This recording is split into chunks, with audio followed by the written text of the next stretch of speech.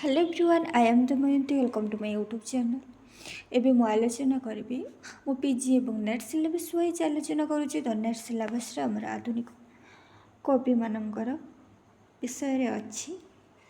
तो आधुनिक जुगर कवि मैंने कौन कौन रचना करें देखा। प्रथम देखा सच्चिदानंद राउतराय। कवि सच्चिदानंद राउतराय समय सीमा 1913 ରୁ 2004 मसीहा। से 1927 मसीह कलिकतार सिटी कॉलेज रु आईए पास करथिले एवं 1949 रेवेन्सा कॉलेज रु बीए पास करथिले।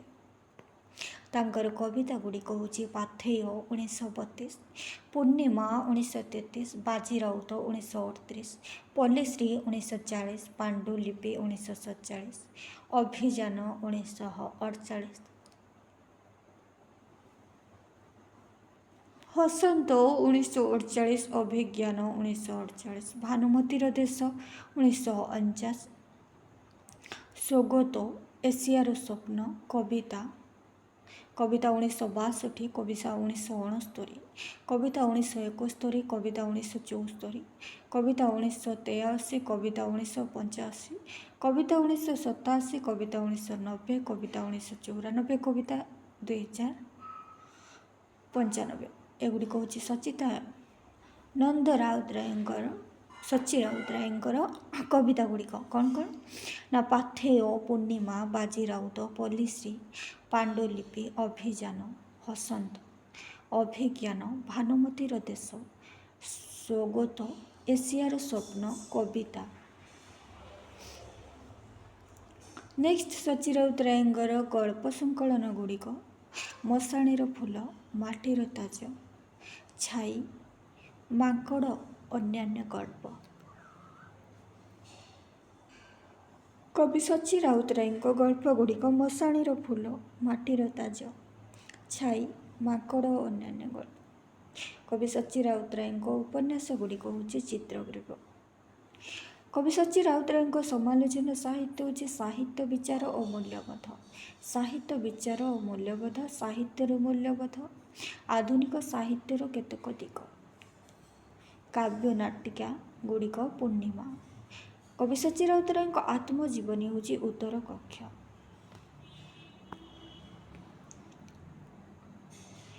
तांकर बाजी राउत और अन्यान्य 40टी कविता हरेन्द्रनाथ चट्टोपाध्याय द्वारा इंग्राजी रे अनुवादित होइथिला। अभियान अंतर्गत कविता आभिमुख्य। तांकर अभियान कवितार थिबा कविता गुड़िक एथिरे संकलित केतक उल्लेखयोग्य कविता होची श्रमिक। तांकर जो अभियान कविताटी अच्छी से अभियान कविता मध्य जो जो कविता गुड़िक अच्छी देखंतु। कवि सच्ची राउतराय अभियान कविता मध्य केतेटी कविता अच्छी ताहा होची श्रमिक कवि, सर्वहरा, हातुड़ी, बंदीर वंदना, रुटी, सर्वनाशर पथे, शिलालिपि, भगवान अछ काहींकी, विप्लवर जन्मदिने, मारतु जेते गुड़ी, चिन्ही थारे भाई ठक रजाकू, रक्तशिखा। रक्तशिखा कविता ग्रंथटी 1949 मसीह ब्रिटिश सरकार द्वारा बाज्याप्त होइथिला। एही बही को छापिबा श्री प्रेस उपरे 1000 जरिमाना होइथिला। एथिरे संकलित कविता गुड़िक हूँ विप्लवर जन्मदिन, विप्लवर जन्मदिन 2, आमे मनीष जुगर आणिबु, आमे मनीषर जुग आणिबु, सर्वहरार उड़े निशाण, बजारे पारक बजा, बजारे पाइक बजा।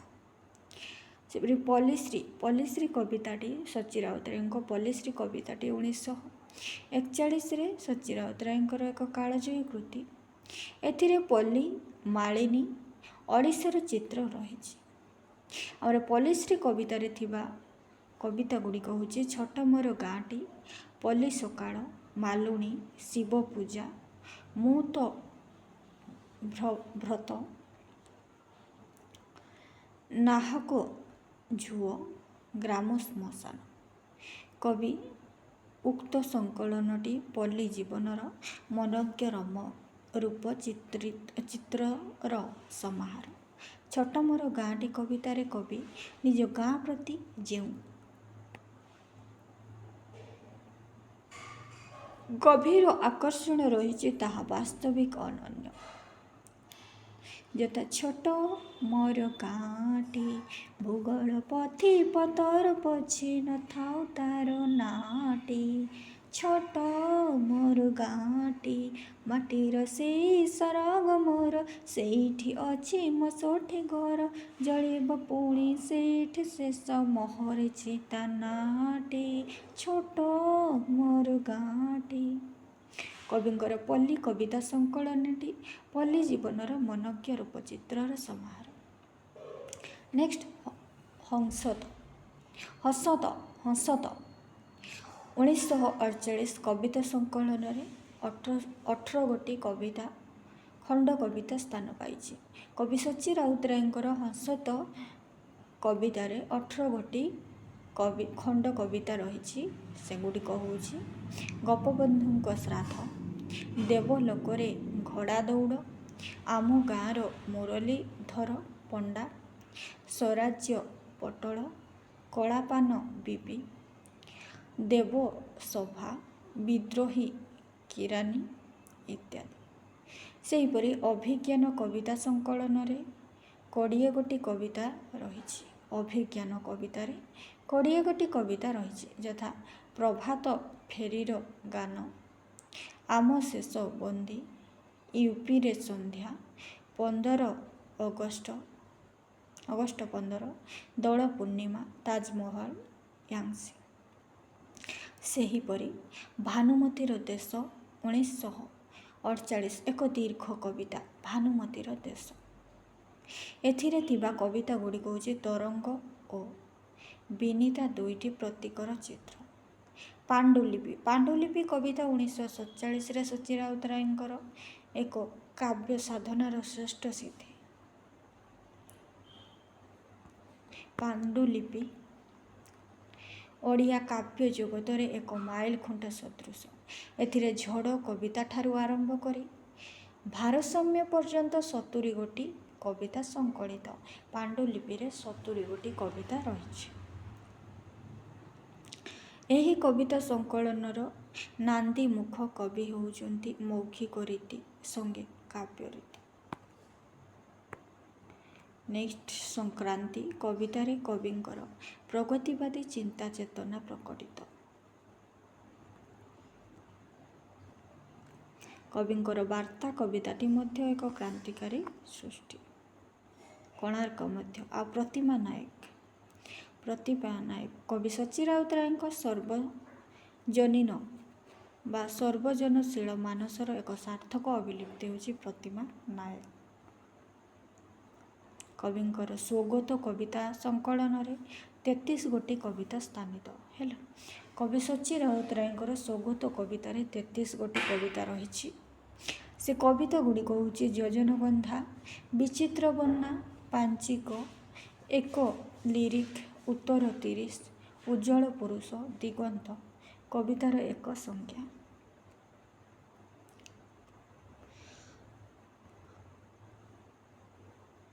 କବିତା 1962 ସଚ୍ଚି ରାଉତରାୟଙ୍କର କବିତା 1962ରେ ଥିବା କବିତା ଗୁଡ଼ିକ ହେଉଛି ସାମୁଦ୍ରିକ, ବସନ୍ତର ନିଚ୍ଛକ ଜିଲ୍ଲାରେ, ଏକ ଉତ୍ତୀର୍ଣ୍ଣ ଶ୍ରାବଣ, ଅନ୍ତରାଳ, ମତ୍ସ୍ୟଗନ୍ଧା, ଭଗ୍ନନାୟକ, ଏକ ଫାଲ୍ଗୁନ, ସୀମାନ୍ତ, ଟ୍ରେନ, ବୋରିସ୍ ପାଷ୍ଟର ନାକୁ ଇତ୍ୟାଦି। କବିତା 1971ରେ ଉଲ୍ଲେଖ ଥିବା କବିତା ଗୁଡ଼ିକ ହେଉଛି କବି ସଚ୍ଚି ରାଉତରାୟଙ୍କର କବିତା 1971ରେ ଥିବା କବିତା ଗୁଡ଼ିକ ଓଡ଼ିଶା, ଉତ୍ତର ମେଘ, ନାଗଭୂଷଣ, ନୀଳକେନ୍ଦ୍ର, ପ୍ରଥମ କଦମ୍ବ ଫୁଲ, ସାହିତ୍ୟ ଓ ସମାଜବୋଧ, ୟାହିଆ ଖାଁ। କବିତା 1934ରେ ଥିବା କେତୋଟି କବିତା ହେଉଛି ଦ୍ରଷ୍ଟା, ଶର୍ବରୀ, ତିର୍ଯ୍ୟକ, ନପୁଂସକ, ଭୁବନେଶ୍ୱର, ସ୍ୱାଧୀନତା, ଆଧୁନିକ କବିତା, କବିର ମୃତ୍ୟୁ, ମହାପ୍ରସ୍ଥାନ, ହଂସପୁର। କବିତା 1983ରେ ଥିବା କବିତା ଗୁଡ଼ିକ ହେଉଛି ଚିତ୍ରବାଘ, ବ୍ରହ୍ମାଣ୍ଡ ଭୂଗୋଳ, ସମୁଦ୍ର, କାଚ କାଞ୍ଚନ, ଅରଣ୍ୟ ଘର, ପ୍ରେମ, ଏକ ରାଜକୀୟ ପଥ, ଧ୍ୟାନ, ଦ୍ୱିତୀୟ ଝଡ଼ ଇତ୍ୟାଦି। କବିତା 1995ରେ ଥିବା କବିତା ଗୁଡ଼ିକ ହେଉଛି ଅଜଣା, ଅଭ୍ୟନ୍ତର, ଦୃଶ୍ୟାନ୍ତର, ଜୀବନ ସହିତ ସାକ୍ଷାତକାର ଇତ୍ୟାଦି। ନେକ୍ସଟ ଦେଖିବା ବିନୋଦ ଚନ୍ଦ୍ର ନାୟକ।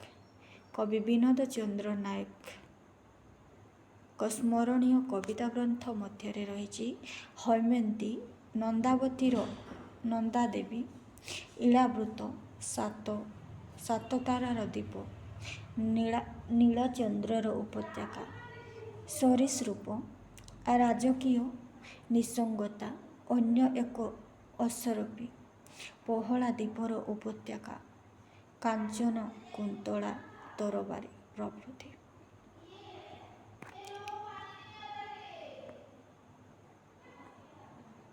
ନେକ୍ସଟ ଅନୁପମ ସିଂହ।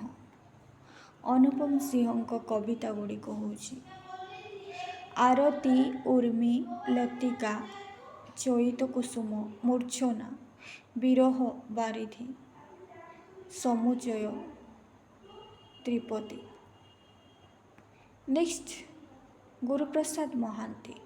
ଗୁରୁପ୍ରସାଦ ମହାନ୍ତିଙ୍କର କବିତା ଗୁଡ଼ିକ ହେଉଛି ନୂତନ କବିତା, ସମୁଦ୍ର ସ୍ନାନ, ଆଶ୍ଚର୍ଯ୍ୟ ଅଭିସାର, କବିତା ସମଗ୍ର, ସମୁଦ୍ର ସ୍ନାନର। କବିତା ଗୁଡ଼ିକରେ କବି ଗୁରୁପ୍ରସାଦ ସାମ୍ପ୍ରତିକ ମନୁଷ୍ୟର କ୍ଳାନ୍ତି, ନୈରାଶ୍ୟ, ବ୍ୟର୍ଥତା, ପାପବୋଧ ପୁଣି ସଂକୁଳିତ ସଂକଳକୁ ନିଖୁଣ ଭାବରେ ରୂପାୟିତ କରିଛନ୍ତି। କବି ଗୁରୁପ୍ରସାଦଙ୍କର କାଳପୁରୁଷ ସମୁଦ୍ର ସ୍ନାନ ଗ୍ରନ୍ଥ ଦୀର୍ଘ ଏବଂ ଶ୍ରେଷ୍ଠ କବିତା। କାଳପୁରୁଷରେ ସମୁଦାୟ 379 ଧାଡ଼ି ରହିଛି ଓ ଏହା 5 ଭାଗରେ ବିଭକ୍ତ। କାଳପୁରୁଷରେ 379 ଧାଡ଼ି ରହିଛି, ଏହା 5 ଭାଗରେ ବିଭକ୍ତ। ନେକ୍ସଟ ଗୋପାଳଚନ୍ଦ୍ର ମିଶ୍ର। ଗୋପାଳଚନ୍ଦ୍ର ମିଶ୍ରଙ୍କର ବିଦ୍ରୋହୀ ଦିବାକର ତାଙ୍କର ପ୍ରଥମ ପ୍ରକାଶିତ ଗ୍ରନ୍ଥ। ଗୋପାଳଚନ୍ଦ୍ର ମିଶ୍ରଙ୍କର ପ୍ରଥମ ପ୍ରକାଶିତ ଗ୍ରନ୍ଥ ହେଉଛି ବିଦ୍ରୋହୀ ଦିବାକର। ତାଙ୍କର ଦ୍ୱିତୀୟ ପ୍ରକାଶିତ କବିତା ହେଉଛି ରଶ୍ମି, 1950 ମସିହା। ପାଟଶାଣୀର କାବ୍ୟ, ତାପରେ ତାଙ୍କର ପାଟଶାଣୀର କାବ୍ୟ 1951 ମସିହାରେ ସେ ରଚନା କରିଥିଲେ। କବିଙ୍କର ବିରୁଯୁଥିକା 16 ଗୋଟି କବିତାର ସମାହାର। ବିରୁଯୁଥିକାରେ 16 ଗୋଟି କବିତା ରହିଛି।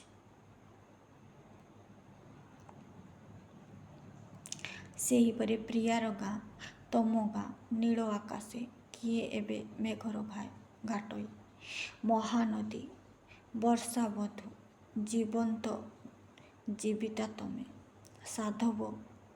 ସାଧବ ବହିତ, ଅଶ୍ରୁକଣା, କେଡ଼େ ପ୍ରିୟତମ, ନୂତନ ପୁରାତନ ଇତ୍ୟାଦି। ନେକ୍ସଟ ଜାନକୀ ବଲ୍ଲଭ ମହାନ୍ତି। ଜାନକୀ ବଲ୍ଲଭ ମହାନ୍ତିଙ୍କ କବିତା ଗୁଡ଼ିକ ହେଉଛି ତିର୍ଯ୍ୟକ, ଛାୟାପଥ, ଛୋଟରୁ ବଡ଼, ବିଚିତ୍ର ବର୍ଣ୍ଣା, ଶେଷ ଲିପି, ଶେଷାବତାରଣ ପ୍ରଭୃତି। ନେକ୍ସଟ ବେଣୁଧର ରାଉତ। ବେଣୁଧର ରାଉତଙ୍କ କବିତା ଗୁଡ଼ିକ ହେଉଛି ଫିଙ୍ଗଳାର ସୂର୍ଯ୍ୟ, 1963, ଏକ ତାରା ଦୁଇ ତାରା, 1998, କେଶବତୀ, ଯୋଗୀ, କେଶବତୀ, କଳାମେଣ୍ଢା, ମଳୟର ଆତ୍ମହତ୍ୟା, ସୁନାସିଂହର ସ୍ୱପ୍ନ, କାଠଯୋଡ଼ା, ଓଟପକ୍ଷୀର ଚରିତ, ମଳୟର ଆତ୍ମହତ୍ୟା ଇତ୍ୟାଦି। ନେକ୍ସଟ ଭାନୁଜୀ ରାଓ। ଭାନୁଜୀ ରାଓଙ୍କ କବିତା ଗୁଡ଼ିକ ହେଉଛି ଭାନୁଜୀ ରାଓଙ୍କର କବିତା ଗୁଡ଼ିକ ନୂତନ କବିତା, ବିଷାଦ ଏକ ଋତୁ, ନଈ ଆରପାରି, ଚନ୍ଦନ ବନରେ ଏକା, ଦର୍ପଣ ଆଗେ ଏକା ଏବଂ ଏକା। ଜହ୍ନର ରକ୍ତ ଧଳା, ହଳଦୀ ପତ୍ରର ବାସ୍ନା, ଧୂସର ବର୍ଣ୍ଣମାଳା, ଚିତ୍ରର ଦ୍ରାଘିମା ଇତ୍ୟାଦି। ନେକ୍ସଟ ବିଦ୍ୟୁତ ପ୍ରଭା ଦେବୀ। ବିଦ୍ୟୁତ ପ୍ରଭା ଦେବୀଙ୍କର କବିତା ଗୁଡ଼ିକ ହେଉଛି କନକାଞ୍ଜଳି, ମରୀଚିକା, ବିହାୟସୀ, ବନ୍ଦନିକା, ସ୍ୱପ୍ନଦୀପ, ଝରା ଶିଉଳି, ଉତ୍କଳ ସାରସ୍ୱତ ପ୍ରତିଭା, ଯାହାକୁ ଯିଏ। ନେକ୍ସଟ ଜାନକୀ ବଲ୍ଲଭ ପଟ୍ଟନାୟକ। ଜାନକୀ ବଲ୍ଲଭ ପଟ୍ଟନାୟକଙ୍କର କବିତା ସିନ୍ଧୁ ଉପତ୍ୟକା 1987ରେ। ଅନ୍ୟଗୁଡ଼ିକ ଜ୍ୟୋତିଶିଖା, ଫେମିଙ୍ଗ, ସରୀସୃପ, ଚନ୍ଦ୍ର ଓ ଶ୍ୱାନ, ଗୋଟିଏ ଲଣ୍ଡା ଗଛ, ଭଗ୍ନ ଦେବାଳୟ, ସମୁଦ୍ର ବାଲି, ପଥର ପାଞ୍ଚାଳି, ଶିମିଳିପାଳ, ସିନ୍ଧୁ ଉପତ୍ୟକା।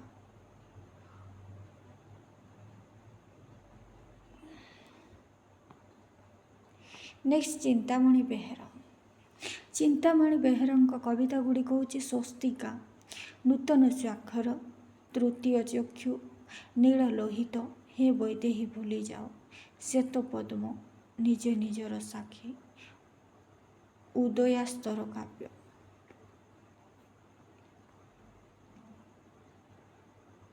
ଶୟତାନ ପାଇଁ ଗୋଟିଏ ସ୍ତୁତି, ଅପଦେବତା, କବି ବ୍ୟଥା ଇତ୍ୟାଦି। ନେକ୍ସଟ ଦୁର୍ଗା ମାଧବ ମିଶ୍ର।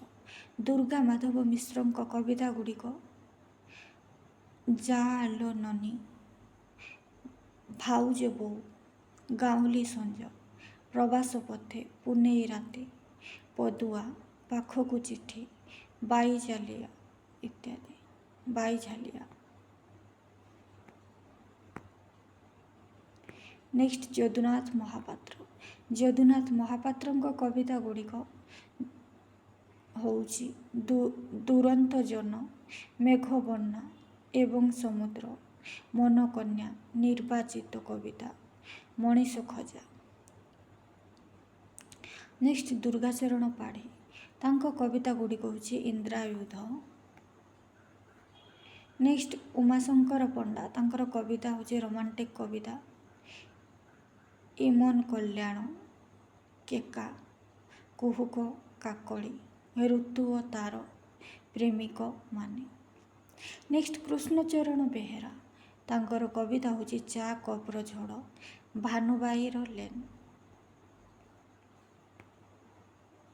ନେକ୍ସଟ ନନ୍ଦିନୀ ଶତପଥୀଙ୍କ କବିତା ଗୁଡ଼ିକ ହେଉଛି ସ୍ୱପ୍ନରେ ବି ସ୍ୱପ୍ନ ଥାଏ, ବିଶ୍ୱାସ ବିଶ୍ୱାସ ବିଶ୍ୱାସ, ଚନ୍ଦ୍ର ତୁମେ ଆଉ ଆସ ନାହିଁ, ଠିକଣା ହଜିଗଲା, ସ୍ୱପ୍ନର ସେତୁ, ବହୁରୂପୀ, ନାରୀ ତୁମେ ନୁହେଁ ଖାଲି ନାରୀ, ମୋ ଭିତରେ ମୁଁ, ମୋ କଥା, ଚାଲୁଥିବି ପଥ ଶେଷ ଯାଏ, ମୁଁ ଚେଞ୍ଚେଇ କହୁଛି। ଭ୍ରାନ୍ତି। ନେକ୍ସଟ ରବି ସିଂ। ରବି ସିଂଙ୍କ କବିତା ଗୁଡ଼ିକ ହେଉଛି ପଥପ୍ରାନ୍ତର କବିତା, ଚରମପତ୍ର, ଶିଥିଳ ବଲ୍ଗା, ଭ୍ରୁକୁଟି, ଲାଲ ପାଗୋଡ଼ାର ପ୍ରେତ, ଅନ୍ୟାନ୍ୟ କବିତା, ବିଦୀର୍ଣ୍ଣ, ପାଦଟୀକା, ଦୁର୍ଗମଗିରି, ସର୍ବହରା, ଝଡ଼, ଅନାର୍ଯ୍ୟରେ ଚର୍ଯ୍ୟାପଦ, ଅଗ୍ନି, ବେଦ, ବିଷବାଣୀ, ଜର୍ମାନ ବନ୍ଦୀ, କେବଳ ସଂଗ୍ରାମ, ଭଙ୍ଗା ହାତ କବିତା, ଯକ୍ଷ, ତାରକାର ଲୁହ, ପୃଥିବୀ ଟଳମଳ, ଲୋହିତ ସଂକ୍ରାନ୍ତି, ନବସ୍ୱର୍ଗ, ଅପ୍ରୀତିକର କବିତା ଇତ୍ୟାଦି। ନେକ୍ସଟ ବିପିନ ବିହାରୀ ଖମାର। ବିପିନ ବିହାରୀ ଖମାରଙ୍କ କବିତା ଗୁଡ଼ିକ ମାନସୀ, ସହଯୋଗୀର ଚିଠି, ନୀଳପତ୍ର, ଆଲବମ, ଶୁଣ ସଭାଜନେ, ମଧ୍ୟାହ୍ନର ରଙ୍ଗ। ନେକ୍ସଟ ରମାକାନ୍ତ ରଥ। ରମାକାନ୍ତ ରଥଙ୍କ କବିତା ଗୁଡ଼ିକ ହେଉଛି, ଏଇଟା ବହୁତ ଇମ୍ପୋର୍ଟାଣ୍ଟ, ପ୍ରେମ ବିଚ୍ଛିନ୍ନବଦ, ବ୍ୟର୍ଥତାର ଆତ୍ମନୈରାଶ୍ୟ। ରମାକାନ୍ତ ରଥଙ୍କର କବିତା ଗୁଡ଼ିକ କେତେ ଦିନର ଅନେକ କୋଠରୀ, ସନ୍ଦିଗ୍ଧ ମୃଗୟା, ସପ୍ତମ ଋତୁ, ସଚିତ୍ର ଅନ୍ଧାର, ଶ୍ରୀରାଧା, ଶ୍ରୀ ପଳାତକ, ସୀମାନ୍ତ ବାସ, ଫେରି ଚାହିଁଲେ, ନଜା ନଜା କହୁ କହୁ ସବୁଦିନ ସେ ପାଖେ ସରଳ ହୃଦ ଗଣିତ ପବନରେ ଚିତ୍ରାଙ୍କନ। କେତେ ଦିନର ତାଙ୍କର ସଂକଳନଟି କବି ଶ୍ରୀଯୁକ୍ତ ରଥଙ୍କର 38 ଗୋଟି କବିତାର ମନଜ୍ଞ ସଂକଳନ। ଭୟ ବ୍ୟାଘ୍ର